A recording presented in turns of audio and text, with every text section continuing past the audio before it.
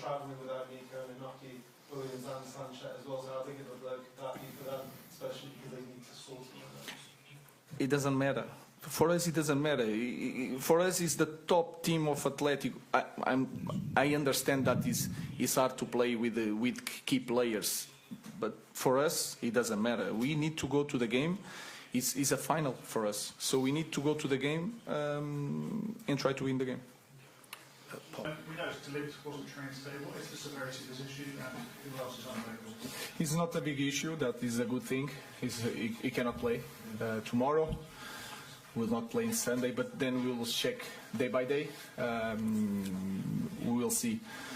The rest, I think, Aiden doesn't recover. Toby is not available. I think that's it. Obviously, you've got a big lead going into this match, but we've seen some negative home results this season. So how important is it? Local places. That is clear, because also if you look at our season, anything is possible. So we have to understand that one goal can change everything, the momentum of the game. One sent off, you saw it 1 week ago. So we are prepared to fight to win the game, not to thinking about the result. Of course, that matters in the way we are going to do things, especially when we start the game, but of course we are thinking about winning the game. Question for Andrew, if I may. You started the last 13 games. It's clear how important you are to the manager, to the club. There's been a lot of speculation over your future, but do you expect to be at Manchester United next season? Do you want to be at Manchester United next season? Yeah, obviously, as a footballer, you always gonna read and listen some rumors about the future, but I have contract here until 2028, so I'm happy here. The manager obviously took you out of the team against Manchester City a few months ago, but you've been in every squad since then. Have you done anything differently in terms of the way you approach games, training? Because it's been clear to everyone watching you how hard you are. Yeah, obviously we know you have to work hard to be even in the squad. And then I just have to train well every day, and I will be available for all the games. Ruben, there's been a lot of speculation over the last 24, 48 hours about Bruno Fernandes and his future. Alejandro has mentioned there's a lot of rumours around. What is your view of Bruno Fernandes and his importance to this team and this squad, not just for the next 2 weeks, 3 weeks, but going forward? I think it's easy to understand that, not just because of the numbers, but the way he plays, the importance that he has during these 5 years, I think, here.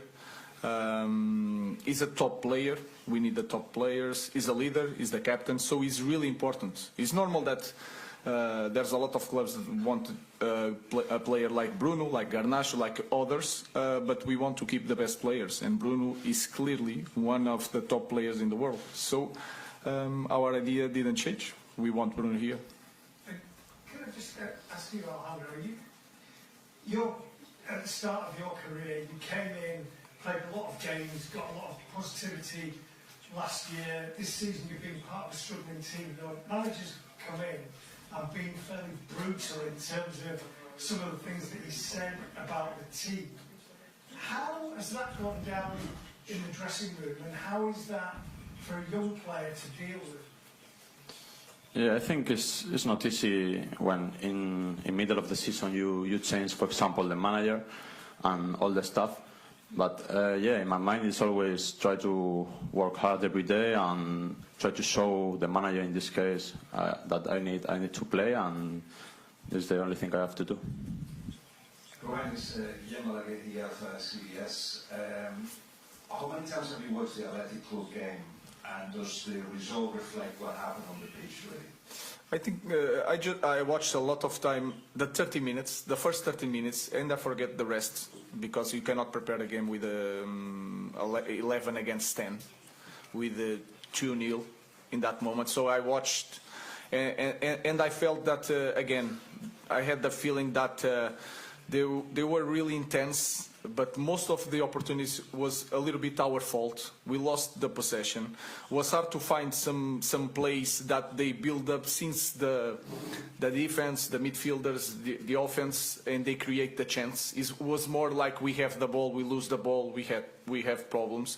So we could show to the players that sometimes we have one idea that 30 minutes with a lot of problems, and we try to describe slowly and to show to the players why we had that problem. So we watched quite a few times, and we showed to the players the simple moments to show why we had so many problems in the first 30 minutes.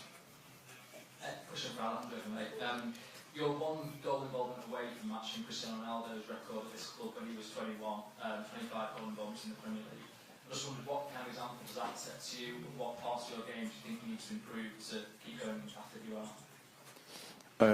But I'm not focused on the numbers. I think when Cristiano played here, it's a different football, a different type of games. I just try to help the team and try to win games. And obviously, misses chances and things like this. For example, we are training really hard. Me, Rasmus, all the strikers in the team. So I think we are improving, and we will try to do better. Do you have this kind of conversation with Rasmus about when to pass the ball, when to you pass the ball yourself? I speak. I speak with him a lot. We try to help each other, but sometimes it's from this side it's difficult, But we try hard. We train hard every game to try to, all of these chances, for example, try to score more of them, and the team will improve if we score more goals. Is the Lyon game a reminder that you can't take anything for granted? You're 2-0 up, unfortunately came back. And does that show almost tomorrow night the biggest danger is not Athletic but yourselves, the chances of progressing? It's everything together. Again, if you look at our team, we cannot control, we cannot say today what is going to happen. There are some teams in any league that can understand the game is going to be like this, can change a little bit, but the story is going to be like this, and we can control the narrative of the game. We cannot do that. So we have to face the game as one more game. We need to. I feel that we need to score to go to the next round. So that is clearly the way we are going to face the game again. And then we use some image. Brentford. We are near the draw, but we suffer a goal and suffer another goal quite fast. That can happen. That happened 4 times here in Manchester United. So we know that is going. We will have to suffer a little bit to go to the final, and we are ready to suffer. And we need to be better in the small details in this game. It's hard to say, and sometimes it's not what kind of team we will be tomorrow. Sometimes even during the game we are one team, something happen, and we lose our mind a little bit. So, but we are improving the way we play. We are more confident, and we are ready to face this challenge. Bruno, I appreciate it's always about the collective and the team, but I know you played in a European team, the Europa League, almost 11 years ago. But as a manager, this will be the first time you manage in a European final and can get United. That's on a personal level. How much would it mean to you as a managerial achievement to get there, despite all this going on in the season? I think the meaning is you have to win it. As a manager, is not like the same as a player. You want to play, you want to enjoy. When you are a manager, you have to win it, because if you lose in the final, it will hurt even more, especially in this kind of season. So we have to win it, but for that we need to focus on the semi-final. So I think it's different from coach to a player, but we need to focus first in our semi-final, then we'll think about the final. Arsene Wenger was talking about the Europa League the other day. He said that UEFA should review the procedure for the finalists. The finalists should go back into the Europa League, not the Champions League. Is that something you disagree with? Because you obviously that's quite a long way to go. No, I don't have nothing to. I just know the rules. If people want to change the rules, by all means, But these are the rules, and the rules are: if we win Europa League, we go to Champions League. So we follow just the rules. I don't think a lot about that. I know that Champions League should be for the teams that are champion or the best teams on the league, but they find out this way of promoting this kind of competition. So we just follow the rules and try to manage this end of the season with that. So we cannot go for by the Premier League. We follow the rules and go and try to go for the Europa League. We'll take some from visiting media. Yes, Thomas Curtis, RTL Germany. Ruben, a few weeks ago, in a moment of big frustration, you labeled the team as maybe the worst one in club's history of Manchester United. From today's point of view, now being close to reaching the final, what do you think about this quote? Thank you. I think you have to see the quotes in the moment, so things can change. And for me, in that moment, and if you look to Premier League, I think we are the worst. Since I arrived, we are the worst team in terms of the results in Premier League. That is my idea.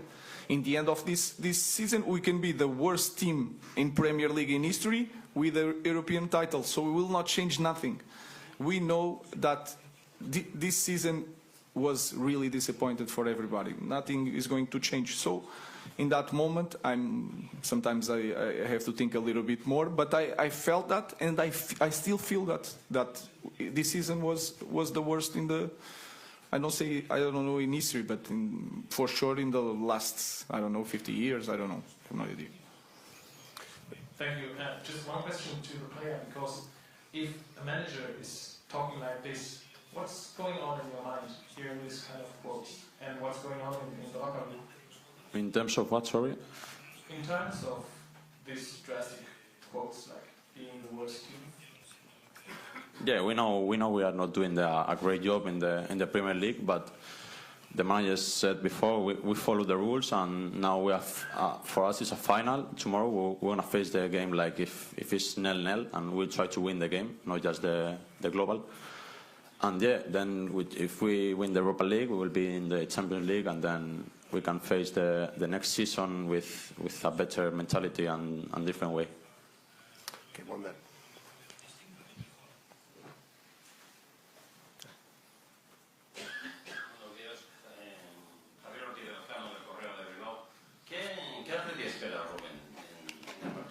What do you expect from tomorrow night's game, Ruben? And with the Williams brothers missing. The idea of the team don't change. Of course, if you look at the game, Berenguer could play on the left. He's a different player from Nico. He's playing more inside, make a different movement. Jallo, I know quite well. Jallo could get in the team. He's quite similar in the way he moves with Iñaki. So, of course, Iñaki is a better player in this moment. He has experience. Sunset is a player that they don't have with that characteristics. He could play Gomez. Gomez is a left foot, could change the side.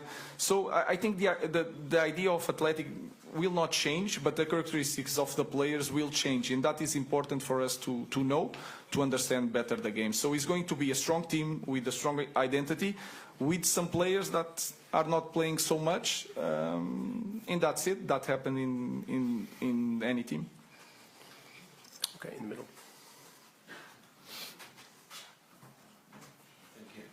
Alejandro, perdona. Héctor Martínez del periódico de Bilbao.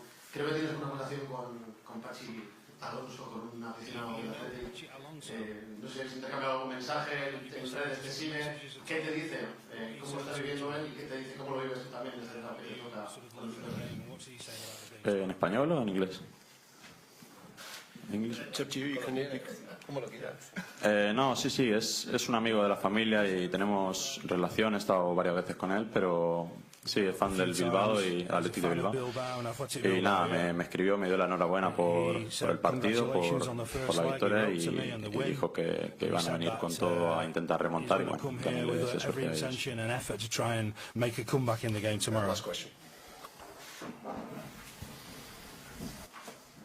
Alejandro, obviously United have a very big history of flying wingers going back many years.